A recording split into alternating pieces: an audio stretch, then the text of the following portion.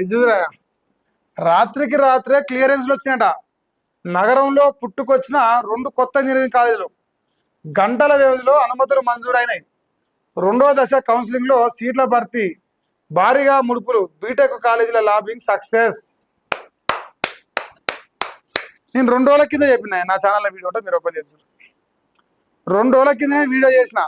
Engineering కాలేజీలు 4700 సీట్లు పెరుగుతున్నాయంటే ఇటువంటి లంగలు అత్తుకోరు నా కొడుకుల కోసమే అని చెప్పిన. అప్పుడే 2 ఇంజనీరింగ్ కాలేజీ అంటే 2000 సీట్ల పైనే ఉంటాయి. 2000, 3000, 4000 సీట్లు ఈ కోట్లకే కావచ్చు. రాత్రి రాత్రే పర్మిషన్లు. నేను చెప్పినా కదా, తెలంగాణ రాష్ట్రంలో ఇంజనీరింగ్ కాలేజ్ జరిపేది మొత్తం రాజకీయ నాయకులే. వాడు ఎమ్మెల్యే అయినా, ఎంపీ అయినా, మంత్రి అయినా, ముఖ్యమంత్రి అయినా ఈ లంగాలు మొత్తం ఇంజనీరింగ్ కాలేజ్ పెట్టరు. ఇంజనీరింగ్ కాలేజీలో లక్షల ఫీజులు. అవి కట్టేది పేద మధ్యతరగతి బిడ్డలు. తల్లిదండ్రులు సంవత్సరానికి ₹1,00,000 సంపాదలేరు ఇళ్ళ ఊర్ల నుండి. కానీ 2 లక్షల పిల్లల చదువులకు పెడతారు అప్పులు తెచ్చి. ఈ లంగ కొడుకులు ఆ పైసలు కుప్పేసుకుంటారు. కొడుకులు కుప్పేసుకొని రేపు వచ్చి రాజకీయాలకు వచ్చి ఇంకా పేదల పెరిగి నా బొంగు బొచ్చని ఈ లంగ మాటలు చెప్పి ఆనకి రచ్చలు మంచి డ్రామాలు చేస్తారు. ఈ కొడుకులు సంపాదించిన సొమ్ము మొత్తం మన సొమ్మే. ఉన్న కాలేజీలు వీక్తున్నాను, ఇంకా కొత్త కాలేజీలు పెట్టిస్తున్నారు. ఎవడాడు పర్మిషన్ ఇచ్చింది ప్రభుత్వం కాదా? ఇప్పుడు రేవంత్ రెడ్డి ఏం చెప్తాడు? సినిమా డైలాగులు. దొంగనా కొడుకులు. 2 రోజుల కిందట గుట్టు చప్పుడు కాకుండా రాజధాని హైదరాబాద్లో 2 ప్రైవేటు ఇంజనీరింగ్ కాలేజీలు పుట్టుకొచ్చినాయి. వాటికి ప్రభుత్వం అనుమతి ఇచ్చినట్టు ప్రచారం జరుగుతున్నది. ఎవరు సిగ్గుదాపి నా కొడుకు? ప్రచారం ఏంది? ఇంకా ప్రచారం ఏందిరా భయ్? ఎవడిస్తాడు పర్మిషను? ప్రభుత్వం కదా మినీ అయ్యా నాయ వచ్చిస్తాడా? ప్రభుత్వం పర్మిషన్ ఇస్తేనే కదా వాడు కట్టింది. వాడు ఈ రోజే కడతాడా? ఇప్పుడు ఈ బిల్డింగ్ పడాలన్నా ఎన్ని రోజులు పడుతుంది బిల్డింగ్ కడతానికి? ఈరోజు కడతాడరా? ఇప్పుడు 6 నెలలు సంవత్సరం ముందుకెళ్ళో వాడు వర్క్ చేస్తాడు కదా. అంటే అర్థమైంది, ప్రభుత్వం బలిసి కండకాలం ఎక్కి ఇంజనీరింగ్ కాలేజ్ సీట్లు పెంచింది. ఎందుకు? ఆయన కొడుకులు సంపాదించుకోవడం కోసం. ఎవడో సంపాదించుకోవడం రాజకీయ నాయకుడే కదా. ఎవడో ఎమ్మెల్యే, ఎంపీనో ఎవడో కట్టుకున్నాడు. అదే జరుగుతుంది మొత్తం. రేవంత్ తెలియకుండా వచ్చినాయి పర్మిషన్లు. ఎవడు విద్యాశాఖ మంత్రి రాష్ట్రంలో? ఎవడాడు గారిది? మన తెలియకుండా ఇచ్చిరా పర్మిషను? 2 ఇంజనీరింగ్ కాలేజీలు, ఒక్కొక్క కాలేజీలో 1000 సీట్లు, మినిమం 2000 మంది స్టూడెంట్ ఇప్పుడు అలగోవాలి. ఈ సన్నాసి 3 రోజుల కింద ఏం చెప్పిండు? 4700 సీట్లు తెలంగాణలో ఇంజనీరింగ్ సీట్లు పెంచుతావు. ఎందుకు పెంచుతావు? ఎవరినెక్కడ పెంచినావు? ఉన్నోళ్ళు కట్టలు కడుతున్నారు. ఇప్పుడు ప్లేస్మెంట్లు వచ్చి, ఉద్యోగాలు వచ్చి బంగారు బతుకైపోయిందా? వైఎస్ రాజశేఖర రెడ్డి ఏ పాపం పని అయితే చేసిండో మళ్ళీ రేవంత్ రెడ్డి అదే పాపం పని చేస్తుండు. ఆ రోజు వైఎస్ రాజశేఖర రెడ్డి 2,000 వరకు ఇంజనీరింగ్ కాలేజ్ పెట్టించిండు. దానికే ఫీజు పేమెంట్ పథకం తీసుకొచ్చిండు.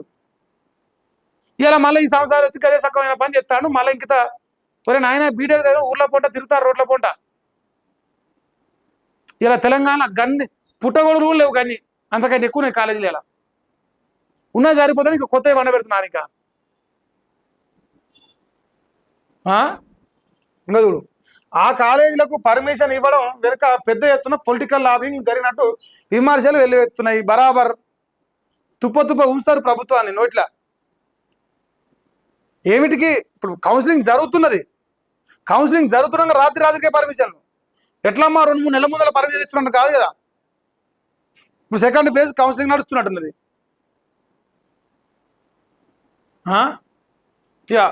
సదరు కాలేజీల యాజమాన్యాలకు పలుకుబడి ఉండడంతో అధికారులు తిరకాసు పెట్టకుండా క్షణాల్లో అన్ని రకాల అనుమతులు ఇచ్చినట్టు తెలిసింది. అంతటితో ఆగకుండా సీట్లను భర్తీ చేసేందుకు 2వ దఫా ఇంజనీరింగ్ కౌన్సిలింగ్లో ఆ 2 కాలేజీలను వెసులుబాటు కల్పించరు. నేను చెప్పలే? నా కొడుకులకు ఇప్పుడు సీట్లు పెంచరు. ఆ సీట్లే మనందరికీ చెప్పారు. మన ఏం చెప్పిన 3 రోజుల కింద ఇదే వెలుగు పత్రికోడు ఇంజనీరింగ్ సీట్లు పెంచిన రేవంత్ రెడ్డి ఎవరినెక్కడికి పెంచరు? ఈ లంగలు అత్తుకోరు నా కొడుకుల కోసం అది పెంచింది. ఈ కాలేజీలు వెనక పొలిటికల్ లీడర్లే ఉంటాడు. వాడు బినామీ పెట్టి కాలేజీ పెట్టినాడు. వాడు నా 99% వాడు కాంగ్రెస్ వాడే కావచ్చు. రాత్రి ఎట్లా వస్తాయి? ప్రభుత్వంలో ప్రతిపక్షంలో ఉన్న బీఆర్ఎస్ వానికి, బీజేపీ వానికి అయితే రావు కదా. 99.9% ఇప్పుడు వాడు పక్కా కాంగ్రెస్ వాడే. ఈ లంగ పనులు చేసేందుకే కదా పేదవానికి భూ పెడతాం చేత కాదు బల్య పుర్ల భూ పెడతాం. కానీ ఇటువంటి లంగ పనులు చేసి పేదవాడు కానించి పైసలు వసూలు చేయాలి. లెక్కే ఎన్ని పైసలు అవుతాయి? మనిషికి ₹1,00,000 ఫీజు చేసుకోరా? ఎన్ని పైసలు సంపాదించారు కొడుకులు ఈ సంవత్సరం? ఎంతమంది కొంపలాడుతారు? దొంగనా కొడుకులు. ఇంజనీరింగ్ కాలేజీ పెడుతురు అంటే దొంగనా కొడుకు ఓడో ఒక రాజకీయ నాయకుడు మన అయ్యా జాగినట్టు దొబ్బి తినేదందుకు. ఇప్పుడు మల్లారెడ్డి గారు ఏం చెప్తాడు? మా అయ్యా పోలీస్ పట్టేరు, మా తాత పోలీస్ పట్టేరు ఏమని చెప్పినాడు, ఇక నేను మల్లారెడ్డి అంటే ఈ సోడు లత్కోరు పనులు చెప్తాను కాడికి వచ్చింది. వాడైనా ఎవడైనా మా పలరాజు రెడ్డి గారికి 10-15 కళలు ఉన్నాయి. మీ కళ కట్టినాడు, మేము చూడలేదు, మీ చదవలేదు, మీరు చూడలేదా? అలా ఏ పార్టీ చక్కగా సౌలు చెప్తూ చూడకుండా నాకు వచ్చినావా? దొంగనా కొడుకులు. కాకపోతే ఏడా చూడు ఇంజనీరింగ్ కాలేజ్ కాగా మొత్తం ఈ కొడుకులే ఉంటారు. మళ్ళీ సంసారం పద్ధతిలో అని చెప్పేదిరుతారు మంది ముందర. ఏం సంసారాలు? ఈ కొడుకులు ఎట్లా వస్తారు ప్రజలు? ఒక పేదోడు ఇలా ఇంజనీరింగ్ చదవాలంటే 10 లక్షల ఫీజు కడుతున్నాడు. ఇలా డొనేషన్, ఇలా ఒక సిఎస్సికి డొనేషన్ 20 లక్షలు ఉన్నది. 20 లక్షలు, 15 లక్షలు. మెకానికల్ బ్రాంచ్ కూడా 5-6 లక్షలు ఉన్నది. ఇది షోక్ అయిపోయింది తెలంగాణలో. ఈ డిగ్రీ చదివితే ఏం వస్తలేదు, బీటెక్ చదువుదాం, ఈ షోకులకు ఆయేసాం ఈయేసాం లంగేసాం అని చెప్పేసి పోరగాళ్ళు పట్టుబట్లు, తల్లిదండ్రులు వాళ్ళ బాధ చూలేక ఫీజులు కట్టుకుంటే సంఘం ఆగిపోడు.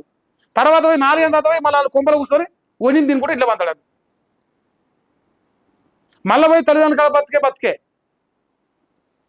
ఈ సకమైన పనికి 20 లక్షలు దండుగా. ఓడి సంపాదించిన 20 లక్షలు పేదోని కుంభం ముంచి ఆ కాలేజీ పెట్టుకున్న దొంగ కూడా సంపాదించింది.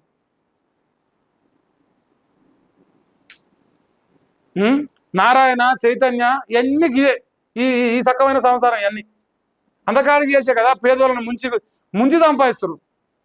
ఓ 30,000 మంది అంటే ఇలా మల్లారెడ్డి అనేటువంటి దగ్గర 30,000 ఇంటి ₹1,00,000 వేసుకోరు. ఎన్ని పైసలు? నీయాసోటో సచ్చిందాక కష్టం చేసి సంపాదం. చిటికలు సంపాదిస్తాడు, మనం ముంచాడు. అది పరిస్థితి. ఇంకా